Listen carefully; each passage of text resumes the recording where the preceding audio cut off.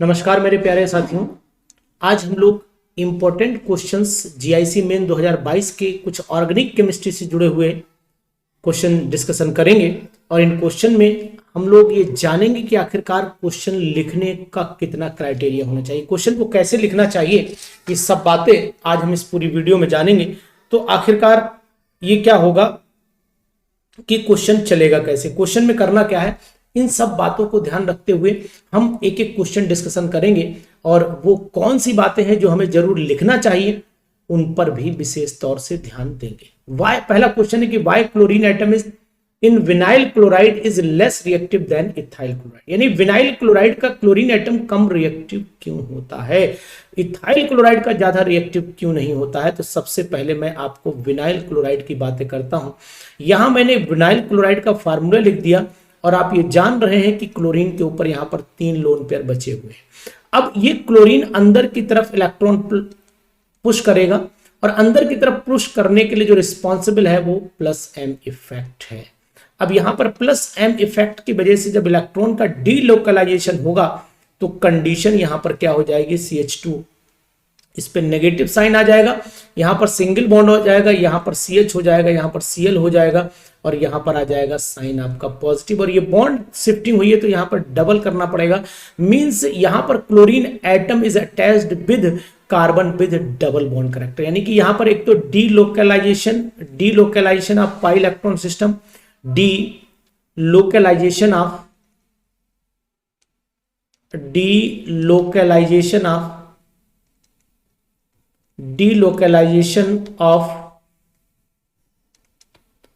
पाई electron system हो गया, पाई electron system, एक तो बात ये हो गई।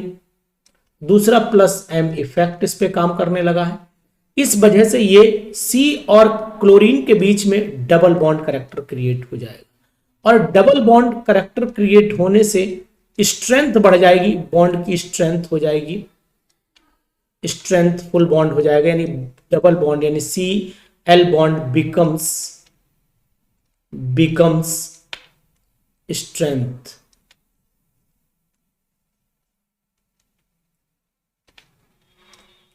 ठीक है।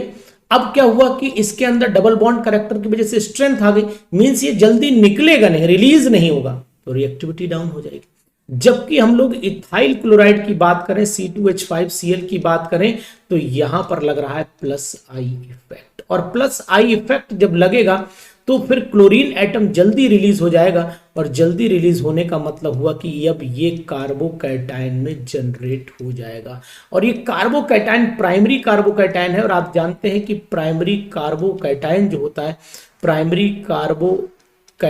होता है वो लेस स्टेबल होता है, कैटायन इज लेस स्टेबल। अब जब ये लेस स्टेबल होगा तो Cl जल्दी रिलीज हो जाएगा और जब Cl जल्दी रिलीज हो जाएगा तो मतलब ये हुआ कि भाई ये कैसा हो जाएगा, ज्यादा रिएक्टिव। Cl जल्दी रिलीज हुआ तो मींस ज्यादा रिएक्शन में पार्टिसिपेट कर पाएगा, ज्यादा रिएक्टिव हो जाएगा। तो एक तो जवाब ये हो जाता है। नेक्स्ट क्वेश्चन हमारे सामने क्या है वो आप देख लेते हैं कि Y hydrogen atom in chlorine is acidic in nature. अगर हम लोग chloroform in acidic in nature, तो क्लोरोफॉर्म का अगर हम लोग डायग्राम जानते हैं तो क्लोरोफॉर्म की कंडीशन आपकी ये होनी चाहिए कि यहाँ पर Cl है, यहाँ पर Cl है, यहाँ पर Cl और यहाँ पर हाइड्रोजन है। ये अपनी तरफ इलेक्ट्रॉन रिलीज खींच रहे हैं अपनी तरफ इलेक्ट्रॉन। माइनस आई इफेक्ट यहाँ पर पूरी तरीके से डोमिनेंट है और माइनस आई इफेक्ट होने की वजह से ये जो होता है वो Cl यहाँ हो गया, ये ऐसे कंडीशन हो गई, ये Cl यहाँ पर हो गया, ऐसी कंडीशन हो गई, ये Cl यहाँ पर हो गया, ऐसी कंडीशन, इस पे पॉजिटिव साइन आ गया और यहाँ पर ये यहाँ पर हो गया आपका H पॉजिटिव फॉर्म में। ये अपनी तरफ इलेक्ट्रॉन खींचेंगे, तो इलेक्ट्रॉन जब खींचेंगे तो कंडीशन क्या होगी, इलेक्ट्रॉन तो यहाँ पर आ गया ना, जब इलेक्ट्रॉन आएगा तो मतलब H पॉजिटिव फॉर्म में रिलीज हो जाएगा और जब H पॉजिटिव फॉर्म में रिलीज होगा तो ये बन गया आपका, कौन सी कंडीशन में आ गया, ये आ गया आपका एसिडिक करेक्टर रिप्रेजेंट करने की कंडीशन में। तो H जो हाइड्रोजन एटम होता है वो एसिडिक नेचर में इसलिए होता है क्योंकि chlorine atom minus I effect यहाँ पर डेवलप करने की वजह से H जल्दी रिलीज कर देते हैं। तो ये कंडीशन आपको याद रखनी पड़ेगी। इसकी थ्योरी जो मैं बोल रहा हूँ ये आप लिख देंगे तो ज्यादा बेटर हो जाएगा और उसी से आपको नंबर मिलेंगे। तो एसिडिक करेक्टर आपको रिप्रेजेंट हो रहा है यहाँ पर। उसके बाद हम लोग बात कर लेते हैं कि what is the function of anhydrous ZnCl2 in the reaction between the alcohol and HX। देखिए अगर हम लोग एल्कोहल लेते हैं, ये हमने ROH ले लिया, इसमें हमने HX की रिएक्शन करा दी।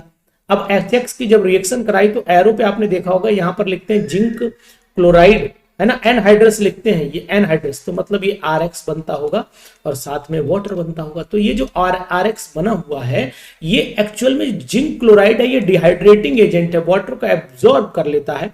तो it means zinc chloride ZnCl2 acts as a dehydrating agent. किसकी तरह काम करता है ये डिहाइड्रेटिंग एजेंट की तरह काम करता है, डिहाइड्रेटिंग एजेंट की तरह ये काम करेगा, ठीक है ना। इसकी रिएक्शन लिख देना, इसकी डिटेल लिख देना है, तो आपको नंबर यहां पर मिल जाएंगे। इसके बाद हम लोग क्वेश्चन देख लेते हैं, acid catalysed dehydration of tert butyl is faster than n-butanol. देखिए क्या है, acid catalysed dehydration of tertiary butanol. Tertiary butanol होगा क्या, पहले तो हम ये देख लेते हैं।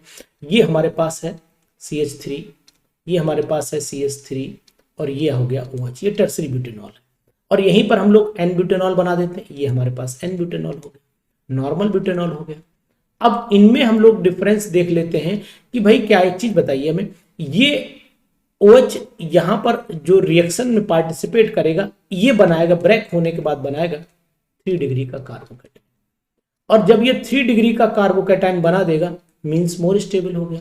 जब मोर स्टेबल हो गया तो इसका मतलब रिएक्शन क्या होगी, फास्टर, डिहाइड्रेशन इजीली हो जाएगा। Acid catalysed dehydration of tert butyl is faster, ये ज्यादा, क्योंकि स्टेबल कार्बोकैटायन बना रहा है, जबकि ये प्राइमरी कार्बोकैटायन बनाएगा और primary carbocation is less stable. यहां जानते हैं आप, primary carbocation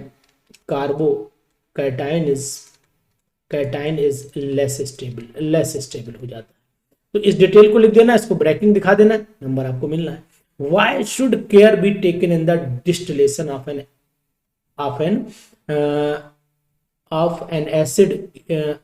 old ether sample? तो यहां पर ये ओल्ड लिखा हुआ है भाई साहब, मैं इसे सही कर देता हूं, ये ओल्ड लिखा हुआ है, OLD ओल्ड। तो इसका मतलब क्या हुआ कि अगर हम लोग ओल्ड ईथर के सैंपल का क्या करें, डिस्टिलेशन करें, तो हमें बड़ा ध्यान रखना पड़ता है। कारण क्या है वो चीज आपको समझ में आनी चाहिए कि रीजन क्या है।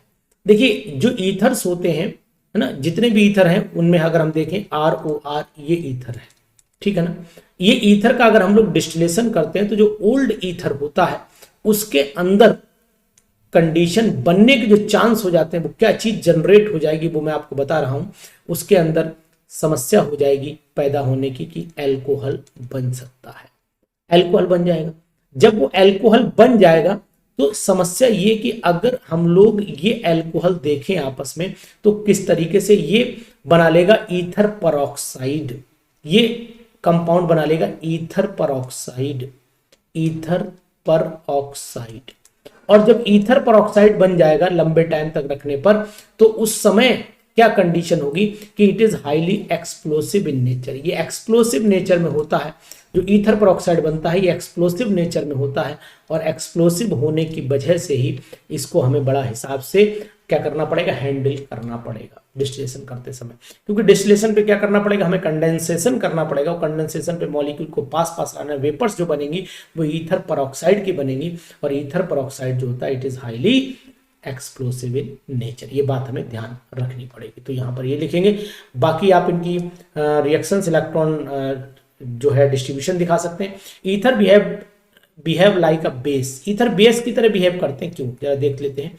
ये हमने ईथर लिया, अब ईथर के में ऑक्सीजन देखिए, ऑक्सीजन के पास लोन पेयर है, तो लोन पेयर की अवेलेबिलिटी जो होती है, लोन पेयर जहां पर होता है वो लोन पेयर जो होता है उसी की वजह से ईथर जो होते हैं वो उनमें समस्या होती है। कि समस्या क्या होती है, वो बेस, क्योंकि बेस वही होते हैं ना, base are those compounds, base वो होते हैं जिन पे लोन पेयर अवेलेबल होता है, लोन पेयर अवेलेबल होता है वो कहलाते हैं बेस।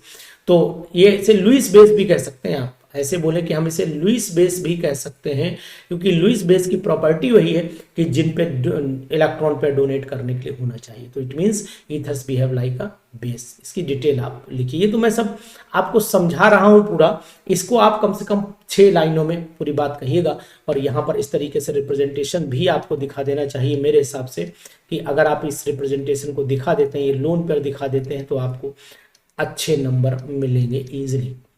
अब ये HCN के साथ में ट्रीटमेंट करेगा तो प्रोडक्ट क्या बनेगा यार, बड़ा अच्छा क्वेश्चन है ये, तो बहुत मजेदार क्वेश्चन है।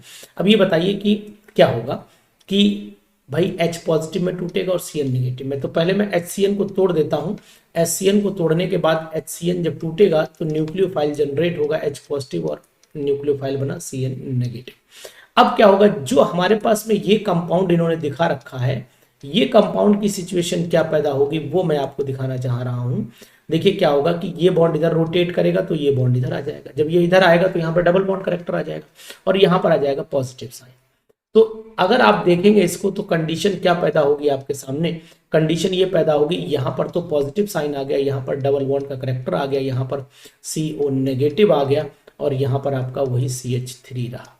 अब आप जान रहे हैं कि ये यहाँ पर अटैक करेगा, जैसे ही यहाँ पर अटैक करेगा तो फिर ये वाला दिख रहा है ना CN, ये यहाँ जुड़ जाएगा। तो अब हम लोग क्या करेंगे, Cn नेगेटिव यहाँ पर अटैक करा के और Cn को जोड़ देंगे, तो जो Cn जुड़ेगा तो Cn यहाँ पर हम लगा देते हैं, लग गया ना।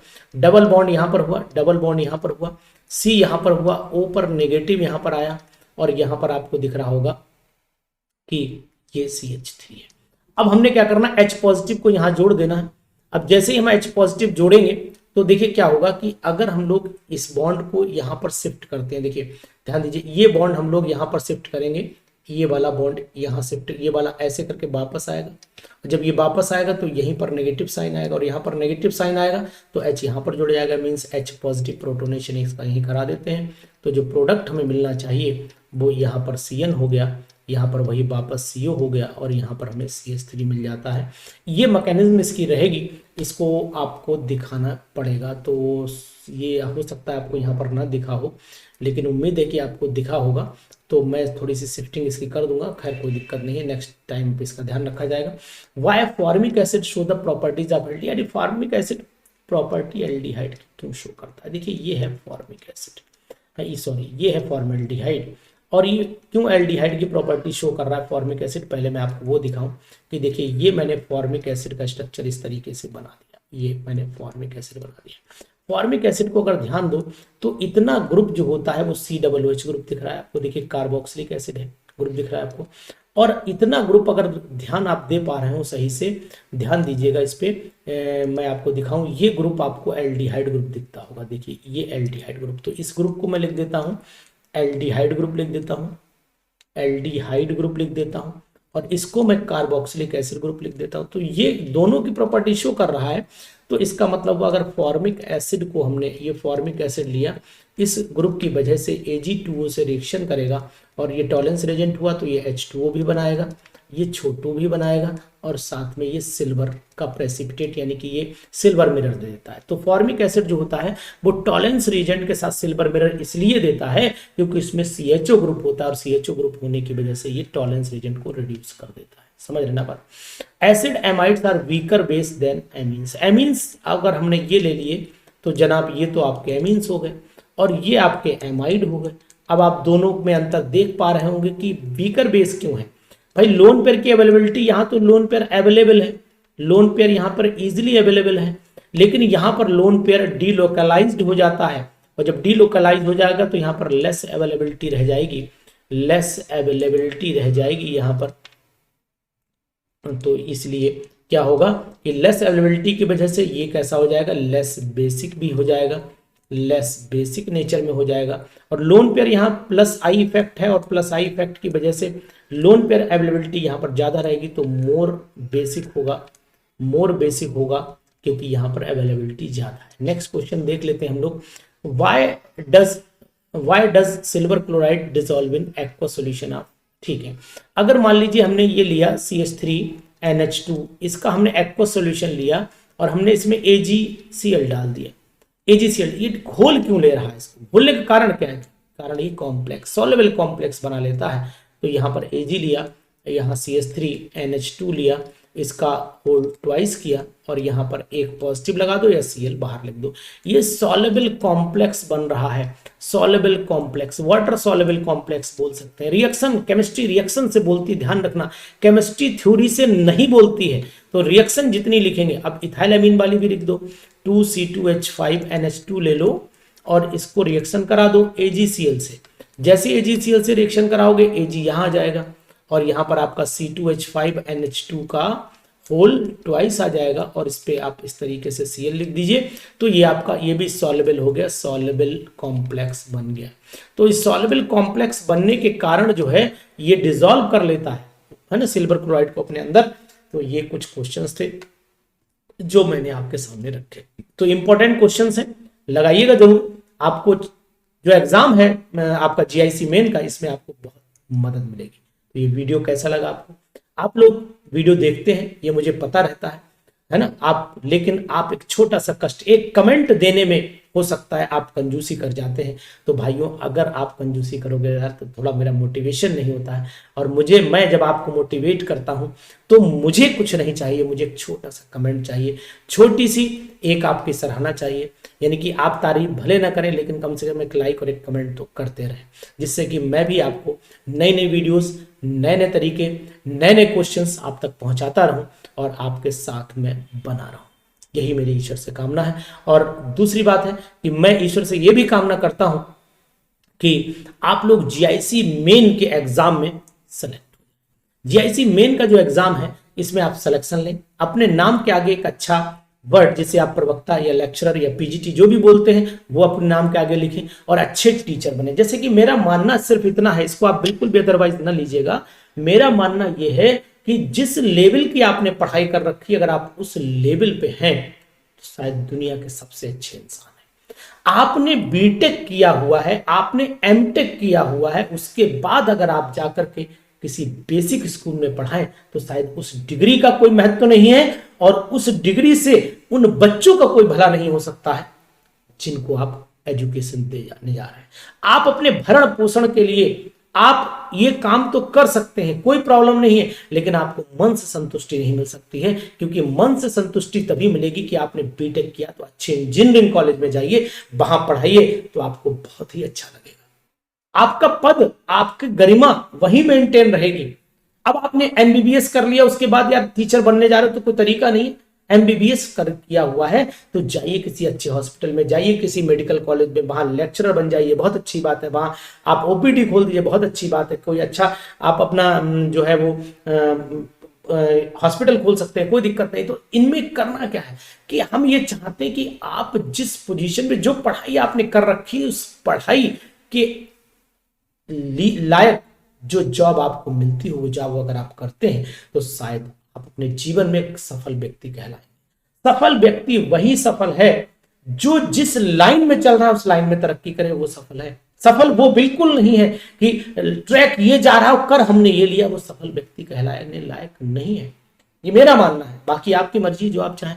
लेकिन मैं आपको एक अच्छा संदेश ही देना चाहता हूं कि अगर आपने MSc कर रखा है, आपने BEd कर रखा है, आपने PhD कर रखी है, आपने M.Ed कर रखा है, तो आप एजुकेशन सिस्टम से जुड़ना चाहिए आपको। क्योंकि एजुकेशन सिस्टम से वही जुड़ते हैं जो एजुकेशन के मीनिंग को समझते हैं और किस लेवल तक जुड़ना है ये भी आपकी एजुकेशन बताती है। जैसे आपने BSc BEd किया है ना, MSc BEd कर लिया, चलिए ठीक है, आप TGT PGT आपके लिए सफिशिएंट, ठीक है, बढ़िया बात है। लेकिन आपने PhD कर लिया तो इसका मतलब है कि आपको डिग्री कॉलेज में भी जाना चाहिए, आपको इंटर कॉलेज में भी रहना चाहिए, ये सब यहाँ तक ठीक है। लेकिन अगर कोई PhD कर लेता है और जाकर के एक मतलब ये मान के चले अपने लेवल से नीचे पढ़ाएगा तो पढ़ा तो सकता है, ऐसा नहीं गुण नहीं है किसी में अंदर, लेकिन वो अपने आप को संतुष्ट नहीं कर सकता है। क्योंकि जिस लेवल की उसने पढ़ाई की है, उसके माँ बाप ने जिस लेवल तक उसे पढ़ाया है वहां तक नहीं पहुंच पाया, ये कोफ्त मन में जरूर रह जाएगी। तो आप मेहनत करिए, भरपूर मेहनत करिए, और अगर आप MSc BEd M.Ed PhD जो कुछ भी है उतनी ताकत जरूर झोंक दीजिए अपनी इस पूरी तैयारी में। चाहे GIC मेन निकाल दीजिए, चाहे आप PGT निकाल दीजिए, चाहे KBS निकाल दीजिए, चाहे NBS निकाल दीजिए, इंटर कॉलेज के लेक्चरर बनिए। क्योंकि यही आज की डिमांड है, यही डिग्री आपकी कह रही है, यही आपने जो पढ़ाई की है जिस लेवल की वो कह रही है। तो वहां तक पहुंचने के लिए साथियों मेहनत तो बहुत जरूरी है। और आप उस समय बहुत अपने आप को गर्वान्वित महसूस करेंगे जिस समय आप अपनी डिग्री के अकॉर्डिंग पोस्ट पालेंगे, अच्छा मिलेगा, अच्छा महसूस होगा आपको। लेकिन जब आप डिग्री ऊंची हो, पोस्ट नीची हो, अच्छा नहीं लगेगा, मन को संतुष्टि नहीं होगी। भाई IAS PCS की तैयारी करने वाले जितने भी मेरे मित्र हैं, जितने भी मेरे साथी हैं, जितने मेरे स्टूडेंट हैं, वो सब ग्रेजुएशन पोस्ट ग्रेजुएशन करने के बाद अगर मान लीजिए वो तैयारी करते हैं तो ठीक है। अब मान लीजिए अब आप पढ़ाई बहुत ज्यादा करके चले गए, फिर लाइन ट्रैक किया, तो एक तो एज फैक्टर भी आ जाएगा ना आपके सामने कि पूरी पढ़ाई करने के बाद अब पता लगा एज ही नहीं रहेगी उस लायक, तो फिर मतलब नहीं बनता उस चीज का कोई। तो मेरे कहने का तात्पर्य है कि आप पूरी मेहनत करिए, भरपूर समय दीजिए और इस तरीके के बहुत सारे क्वेश्चंस कलेक्ट करिए। मैंने आपको तरीका बताया कि ये चीजें तो जरूरी लिखनी है जो आपको मैंने दिखाई है, और इनके साथ में वर्डिंग जरूर ऐड करना, जिससे कि वर्डिंग, क्योंकि वर्डिंग इंपॉर्टेंट उतनी है जो आपके रिएक्शन में आपने नोट किया, जो आपने इंडिकेशन दिया अपने स्ट्रक्चर में, वो चीज थ्योरी में आ जानी चाहिए। अगर थ्योरी में आएगी तो फिर एग्जामिनर जो है वो नंबर आपको जरूर देगा। तो दोस्तों ये वीडियो कैसी लगी, क्वेश्चंस कैसे लगे, सुझाव कैसा लगा, जरूर बताइएगा। और फिर मिलेंगे आपको नए वीडियो में नए टॉपिक के साथ, नए क्वेश्चंस के साथ। तब तक के लिए नमस्कार।